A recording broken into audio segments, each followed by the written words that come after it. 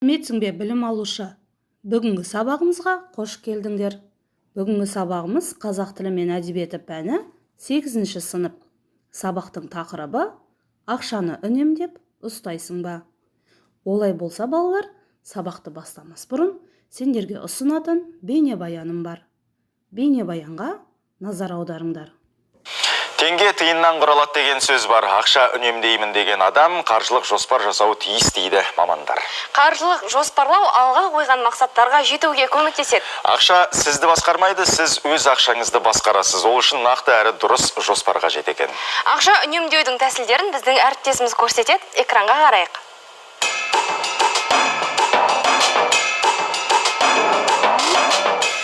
Қолыңызға ақша түсті. 2 аптадан соң ол да таусылады. Ал тапқан табысты ұқыпты үнемдесеңіз, келесі айға дейін емін-еркін жетеді. Ол үшін қаржыны жоспарлы түрде жұмсауды үйреніңіз. Дүкенге бармас бұрын алатын заттардың тізімін жасап, кететін шығындарды жақсылап есептеңіз. Екінші тәсіл, қолыңыздағы ақшаны теңдей етіп, 3-ке бөліңіз. Олар шығын, кіріс, жиналған ақшалар болуы тиіс.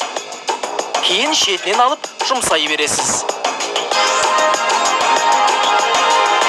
Тағы бір айта кетерлігі, айлық және апталық шығындарды қадағалап, тізімде жоқ заттарды алуға тырыспаңыз. Сонымен қатар, ақша дегеніміз не деген сұраққа жауап іздеуді әдетке айналдырыңыз. Ол үшін ақшаны үнемдеп жұмсауға кеңестер берілген кітапты жиі оқып тұру керек. Асханада, дүкенде не ұялы телефонға бірлік салғанда берілетін чекті сақтап жүрген артық болмайды. Есесіне ақшаңыздың қайда жұмсалғаны ойыңызда жүреді.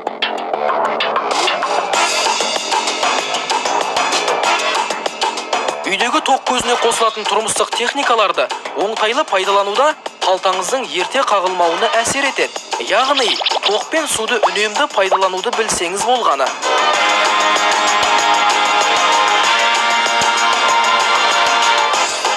Мына түйіткілді қараңыз. Тапқан табысты алған сайын банкомат 30 теңгені ұстап қалатыны қаперіңізде болсын. Сондықтан қаражатыңызды түгелімен қолыңызға алған жөн.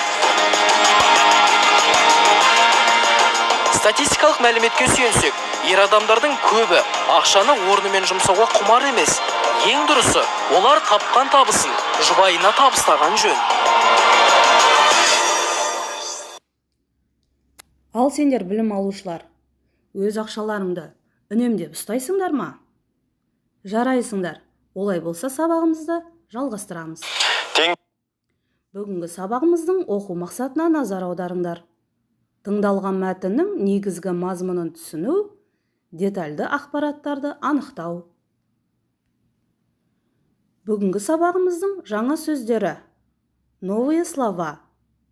Мұқият қайталаңыздар. Күнделікті қалта шығыны. Ежедневные карманные расходы. Үнемдеу. Экономия. Төлем. Оплата. Түбіртек. Квитанция. Қолғабыс. Помощь. Тұрақты табыс. Стабильный доход. Қыл. Делать. Қаржыландыр. Финансировать. Ендеше балдар, оқулықтарында берілген келесі тапсырмаға назар аударыңдар. Бірінші тапсырма. Мақал мәтелдерге морфологиялық талдау жасаңдар. Төмендегі мақалдардың мәнін түсіндіріңдер. Берілген мақалдар. Шашу оңай, жинау қиын. Еңбекпен тапқан нан тәтті. Отты ағаш шапқанға жаққыз. Базары жақын, баймас. Іске сәт балалар. Келесі, үшінші тапсырмаға назар аударамыз. Мәтінді мұқият тыңдаймыз. Мәтінге тақырып қойыңдар. Мен әлі мектепте оқимын. Әзірше жұмыс істемеймін. Тұрақты табысым жоқ. Мені әке-шешем қаржыландырады. Ал менің міндетім сабақ оқу. Бірақ кейде ұсақ түйек жұмыстар орындаймын. Сөйтіп күнделікті ата-анам беретін қалта шығынымды толтырып отырамын. Мен Герберт Ньютон Кессонның кітабын оқығаннан кейін ақшаны үнемдеп ұстаймын. Кез келген нәрсеге шаша бермеймін. Көбінесе түскі ас кезіндегі тамаққа, оқуға қажетті құрал-жабдықтарға жұмсаймын. Сатып алған заттарымның түбіртегін сақтап қоямын. Айдың аяғында кеткен шығынымды есептеймін. Бірақ кейде достарыммен қыдыруға да ақша қалдырып отырамын. Егер өзіме қажетсіз зат болса, бас тартамын. Өйткені ол мен үшін маңызсыз. Сондықтан пайдалы әрі керек заттарды сатып алуға тырысамын. Ата-анасы берген ақшаны қалай болса, солай ұстайтын балаларға таң қаламын. Олар ақшаның қандай еңбекпен келгенін біле ме екен деп ойлаймын. Себебі мен оны қосымша жұмыс істеген кезде сезіндім. Әрбір жұмыстың өз қиындығы болатынын түсіндім. Өскенде бай әрі жақсы өмір сүруді осы мектеп қабырғасынан бастап ойлау керек екен. Егер сен білімді болсаң, ақша табуға болады. Білімді адам кез келген жерде бағаланады. Сондықтан мен уақытымның көбін сабақ оқуға жұмсаймын. Түрлі үйірмелерге қатысамын. Ата-анама қолғабыс жасаймын. Олар жұмыстан келгенше үйдегі жұмыстарды істеп қоямын. Пәтерақының төлемін төлеймін.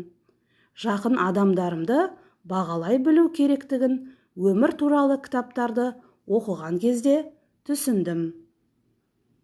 Балалар, өздерің де мәтінді мұқият оқып шығыңдар. Мәтінге тақырып қойыңдар.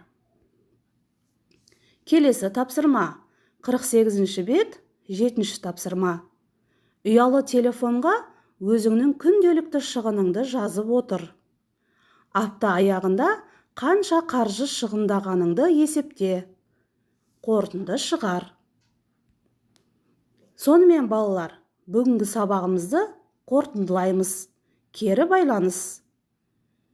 Мәтін мазмұны бойынша сұрақтарға жауап беріңдер. Сен қалта шығынын қайдан аласың? Ата-анаң берген ақшаны қалай жұмсайсың? Ата-анаң берген ақшаны неліктен үнемдеп жұмсайсың? Көбінесе ақшаны қайда жұмсайсың? Достарыңмен қайда барасың? Жауаптарыңа рахмет балалар. Сонымен бүгінгі сабағымыз аяқталды. Назарларыңызға рахмет.